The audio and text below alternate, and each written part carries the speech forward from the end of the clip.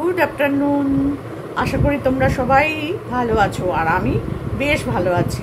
তো সকাল থেকে ভিডিও করতে পারি না, নানান রকম কাজের চাপে। তো এখন একটুখানি ভিডিওটা করতে তোমাদের কাছে চলে এলাম। তবে হ্যাঁ, ভিডিওতে আমার কথা কম থাকবে, সন্দীপের কথা বেশি থাকবে। আর ওই যে ঘোড়ামুখী দালালটা, উফ বাবা, কবে যে ওর ঘাড়ে একেবারে উঠে বসতে পারবো আমরা সকলে। দেখো, ঘোড়ার পিঠে মানুষ চাপেই, এটা নিয়েই আমি বলছি, অন্য কোনো কিছু ভেবো না। ওই ঘোড়ার পিঠে যে আমরা কবে উঠে বসতে পারবো আমি শুধু সেটাই ভাবছি। আর এই রকমভাবে দড়িটা ধরে টবক টবক টবক টবক করে ওকে ছোটানো হবে।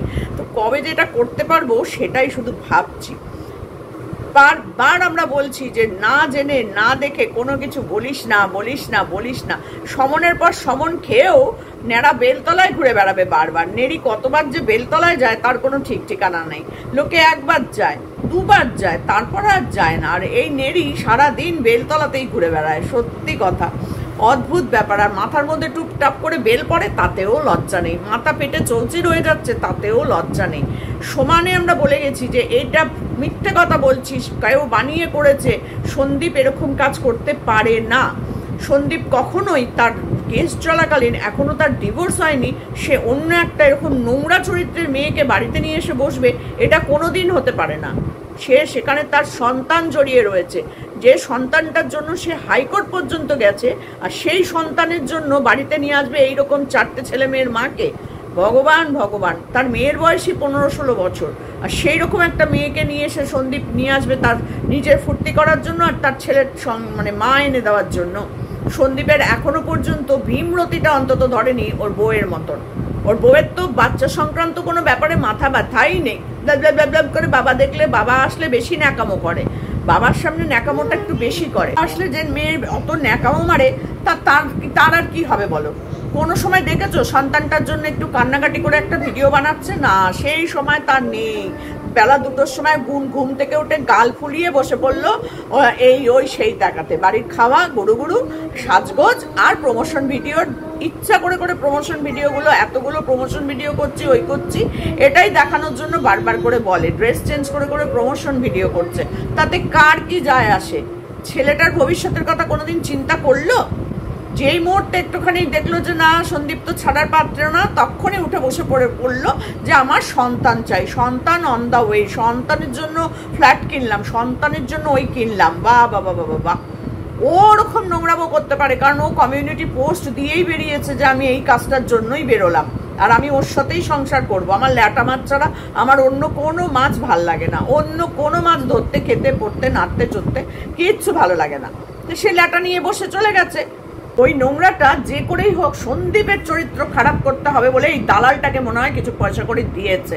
আর না, আর ওই দালালের সাথে সাথে দালাল যে ভিডিওগুলো নিয়ে কথাবার্তা বলছে, সেই ছেলেটাও কিছু তো একটা হয়েছেই হয়েছে, কারণ এত সহজে সন্দীপও ছেড়ে দেবে না। তো সন্দীপ, আমরা তোমার পাশে আছি, সব সময় থাকবো। সন্দীপ কি বলেছে তোমরা একটু সন্দীপের মুখ থেকে এবার শুনে নাও। আমি এবার সন্দীপের কাছে দিয়ে দিলাম, আর ভিডিওটা আমি আর আসবো না ভিডিওতে। অবশ্যই তোমাদের শুনে মতামতটা জানিও। পুরো দিনটা এত ব্যস্ততার মধ্যে কেটেছে, তোমাদের সামনে বসে যে দুটো কথা বলবো সেই টাইমটাও পাইনি। মানে এত দৌড়াদৌড়ি, আজকে সারাদিনটা এত ব্যস্ততার মধ্যে দিয়ে গেল। তো যাই হোক, লাস্টে গিয়ে করে নিমন্ত্রণ, বাড়ি থেকে নিমন্ত্রণ রক্ষা করে এসে বাড়িতে রেস্ট করলাম, হাত মুখ ধুয়ে ড্রেস চেঞ্জ করলাম। তো এখন বসলাম তোমাদের সঙ্গে 2-4টে কথা বলতে। আর এই যে সোশ্যাল মিডিয়ায় আমাকে নিয়ে আবার একটা ঝড় এসেছে। তো জানি না আমি কি দোষটা করেছি, আমি নিজেও জানি না এর মধ্যে আমার দোষটা কোথায়। তো একটা আননোন পার্সন, সে আমার চ্যানেলের নাম নিয়ে উল্টো পাল্টা সব পোস্ট করছে, বলছে, ভয়েস পেলাম কয়েকটা। তো আমাকে জড়িয়ে নানান কিছু বলা হচ্ছে, আমার বাড়িতে নাকি কে আছে, কাকে আমি রেখেছি আটকে, এসব নিয়ে আর কি যা তা করে বলছে। পুরো ভিত্তিহীন কথাবার্তা। কি করে মানুষ এভাবে একটা আন্দাজে কথা বলে ফেলতে পারে, সেটাই আমি ভাবছি, কোনো প্রুফ ছাড়া। আজকে দেখো সোশ্যাল মিডিয়ায় এতগুলো পোস্ট, তোমরা অবশ্যই দেখেছো, এত পোস্ট করেছে, এত ভয়েস এত কিছু পাঠিয়েছে, কিন্তু কোনোটাই কি প্রুফ হয়েছে যে আমি কার সাথে জড়িয়ে আছি বা কার সাথে আমার সম্পর্ক আছে বা কোনো ফটো, কোনো কিছু, কোন রকম প্রুফ কি দেখাতে পেরেছে? শুধু মুখে বলে গেছে। একে তো আমি ছাড়বো না। প্রথম কথা, যেহেতু আমার অলরেডি একটা কেস কামারি চলছে, ডিভোর্স হয়নি আমার এখনো পর্যন্ত, তো সেই জায়গায় দাঁড়িয়ে এইসব উল্টো পাল্টা বলে আমাকে, আমার তো মনে হচ্ছে যেন কেউ কেউ উস্কেছে, কেউ কে পয়সা কড়ি দিয়ে আমাকে আমার পেছনে লাগিয়ে দিয়েছে। আমার এটাই মনে হচ্ছে এখন। কারণ আমার এই সিচুয়েশনে আমি নিট অ্যান্ড ক্লিন থাকতে চাইছি, সেখানে আমাকে এরকম একটা সম্পর্কের মধ্যে জড়ানোর চেষ্টা করছে। হ্যাঁ, আমি আজকে কেস কামারিতে জড়িয়ে আছি। আমি আজকে কন্ডিশন তোমরা সবাই জানো, যে সেই পরিস্থিতিতে আমি কিন্তু কাউকে, আমার বাচ্চাকে ছেড়ে কোথাও যাইনি, আমার বাবা মাকে ছেড়ে কোথাও যাইনি, আমার ফ্যামিলি, আমার সংসার, কোনো কিছুকে আমি কিন্তু অ্যাভয়েড করিনি, এবং আমি কারো দায়িত্ব ছেড়ে আমি যাইনি। আমার জায়গায় আমি সঠিক আছি, আমার যেটুকু করণীয় সব কিছু করছি। তারপরেও আমার একটা পার্সোনাল লাইফ আছে, আমি দুটো বন্ধুর সাথে কথা বলতেই পারি। আমি সেখানে বন্ধুটা মেয়েও হতে পারে, ছেলে হতে পারে, হতেই পারে। তাতে আমার দোষটা কোথায়? তাতে আমার ভুলটা কোথায়? এটা পুরোপুরি আমার পার্সোনাল ব্যাপারে। আমার বন্ধু বান্ধব থাকতেই পারে, একটা কেন, দুটো কেন, 10টা থাকতে পারে, 20টা থাকতে পারে।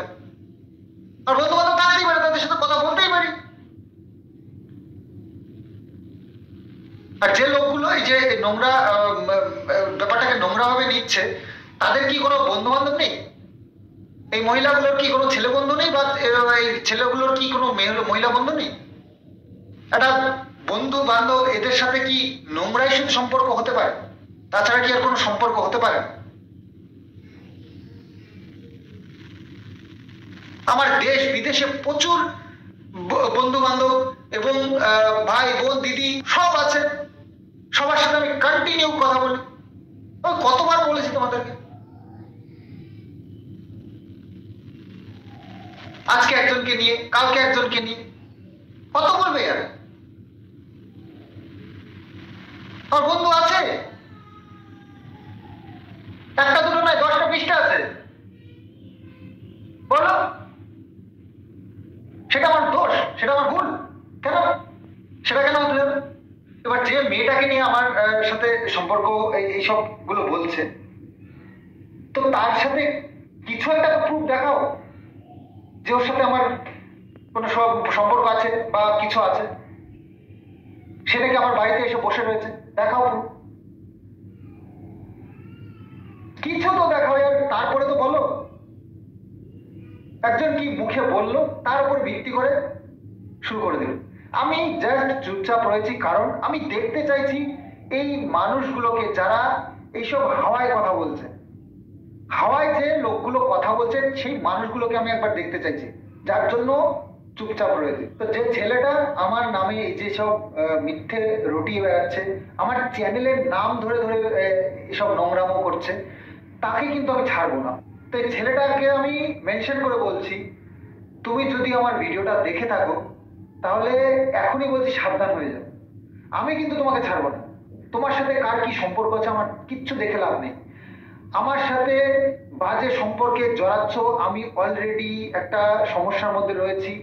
তুমি হয়তো টাকা পয়সা খেয়েছো আমাকে বদনাম করবার জন্য, কিন্তু আমি কিন্তু আমার জায়গা ঠিক রাখবো। আমার জায়গা ঠিক রাখতে হবে আমাকে। তো সেই জায়গায় দাঁড়িয়ে আমি কিন্তু তোমাকে ছাড়বো না বলে দিচ্ছি। তোমাকে কিন্তু প্রুভ করে দেখাতে হবে যে আমি কার সাথে কোনো সম্পর্কে জড়িয়েছি। আর যারা এর কথার উপর ভিত্তি করে ভিডিও করছে না, তারা কিন্তু রেডি রেখো। কারণ এখানে শুধু আমার ইমেজের নয়, আমি যে জিনিসটা নিয়ে লড়াই করছি, আমার কিষাণু, তাকে নিয়েও কিন্তু টানাটানি হবে। তো সেই জায়গাটা আমি ছাড়তে পারি। আমি হাইকোর্ট পর্যন্ত গেছি ছেলের জন্য, সেখানে দাঁড়িয়ে ভেবো না এত সহজে ছেড়ে দেবো আমি কাউকে। আর এই ঘোড়া নামটা পেছনে লেগে রয়েছে কুকুরের মতো, এর কিন্তু হালাত আমি টাইট করে দেবো। এ ভাবছে কিছু বলছি না, ও খুব বড় পাওয়ার পেয়ে গেছে। এ কিছুতে ও একেবারেই হালকায় নিয়ে নিয়েছে। পেছন পেছন এইভাবে ভুগতে থাকলে মানুষের কিন্তু একটা লিমিট আছে। মানুষ সহ্য ধৈর্যের ক্ষমতার একটা লিমিট আছে, লিমিট ক্রস করে যাচ্ছে। আমার কোথায় ও আমাকে এর সাথে লিঙ্ক করলো আমাকে সেটাও দেখাতে হবে। তো যাই হোক, রাতে লাইভে আসছি, তোমরা সাথে থেকো, ডিটেলস তোমাদের কি সঙ্গে শেয়ার করব। তো অবশ্যই সন্দীপ মিত্র চ্যানেলটা ফলো করো, অবশ্যই টাইমটা আমি পোস্ট করে তোমাদেরকে জানিয়ে দেবো। আর তোমাদের পোস্ট